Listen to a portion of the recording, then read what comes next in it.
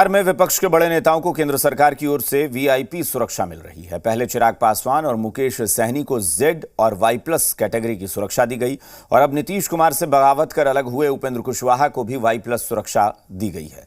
दावा किया जा रहा है कि आईबी की रिपोर्ट पर सुरक्षा दी गई है। वहीं महागठबंधन के नेताओं की दलील है कि केंद्र सरकार डोरे डालने के लिए वीआईपी सुरक्षा दे रही है। ऐसे में सवाल उठते हैं कि यह सुरक्षा है या सियासी रक्षा कवच। ये रिपोर्ट देखिए।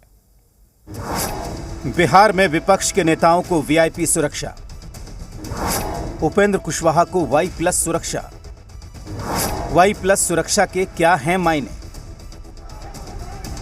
नई नवेली पार्टी बनाने वाले उपेंद्र कुशवाहा को वाई+ सुरक्षा मिल गई। नीतीश कुमार से हाल ही में बगावत कर जेडीयू से अलग हुए उपेंद्र कुशवाहा ने राष्ट्रीय लोक जनता दल का गठन किया है। इसके बाद वो विरासत बचाओ नमन यात्रा पर हैं और इस बीच उन्हें केंद्र सरकार से वीआईपी सुरक्षा का तोहफा मिला है। कुशवाहा को वाई+ कैटेगरी की सुरक्षा आईबी रिपोर्ट के आधार पर दी गई है। ये भी जान लीजिए कि कुशवाहा का वाई+ सुरक्षा घेरा कैसा होगा। उपेंद्र कुशवाहा की सुरक्षा में 11 कमांडो तैनात रहेंगे, 5 पुलिस के जवान घर और आसपास रहेंगे, 6 पीएसओ 3 शिफ्टों में सुरक्षा करेंगी। सिक्योरिटी एजेंसी समय समय पर नेताओं की सुरक्षा का मूल्यांकन करती रहती है। उसी क्रम में अगर आदरणीय उपेंद्र कुशवाहा जी की भी सुरक्षा की मूल्यांकन किया गया और केंद्र सरकार रिपोर्ट के आधार पे अगर उनको किसी श्रेणी की सुरक्षा प्रदान करती है तो यह एक स्वागत योग्य कदम है। उपेंद्र कुशवाहा को मिले वीआईपी सुरक्षा पर बिहार में सियासत शुरू हो गई है। जेडीयू के राष्ट्रीय अध्यक्ष का दावा है कि इससे कोई फर्क नहीं पड़ेगा। 2015 विधानसभा में क्या हुआ था? जिनको वाई+ की सुरक्षा दी गई उनका चुनाव में क्या हश्र हुआ? वो तो देगी ही ना, क्या करेंगे, लेकिन उससे कोई फर्क पड़ना है?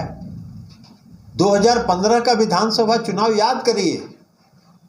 2015 के विधानसभा चुनाव में ये सब लोग साथ थे एनडीए के, और जिनको अभी उन्होंने वाई+ की सुरक्षा दी है तो कितना सीट लड़े थे और कितना जीते? 0 पर आउट हुए थे। तो इसलिए ये सब काम है उनका, ये सब चलता रहता है। वहीं कांग्रेस की दलील है कि उपेंद्र कुशवाहा को रिझाने के लिए वाई+ सुरक्षा दी गई है। ये बीजेपी का एजेंडा है। उपेंद्र कुशवाहा पर कोई खतरा नहीं है। भाई मुझे तो कोई सूचना नहीं कि उपेंद्र कुशवाहा जी बड़े नेता हैं, कोई वो खतरा भी आज तक तो मैंने सुना नहीं।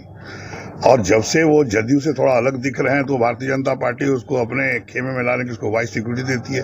हमें नहीं लगता वाइस सिक्योरिटी आप जो सुरक्षा दे रहे हैं इसका क्या मतलब है? जनता के पैसे को आप बर्बाद कर रहे हैं।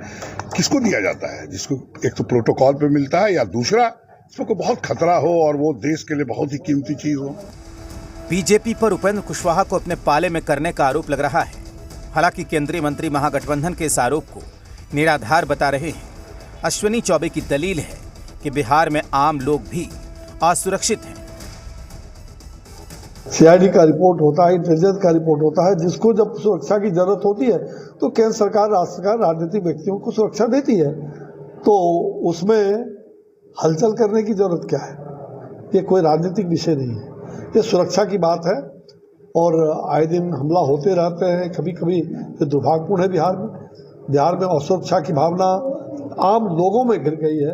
राजनेता तो छोड़ दीजिए, आम लोग आज असुरक्षित अपने को महसूस कर रहे हैं। जेडीयू से अलग होने वाले उपेंद्र कुशवाहा से पहले चिराग पासवान को जेड कैटेगरी की सुरक्षा दी गई है।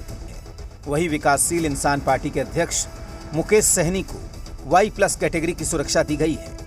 विपक्ष का सवाल है, ये सुरक्षा है या फिर सियासी रक्षा कवच? देखना होगा कि चुनाव से पहले इसका क्या असर पड़ता है। ब्यूरो रिपोर्ट, जी मीडिया।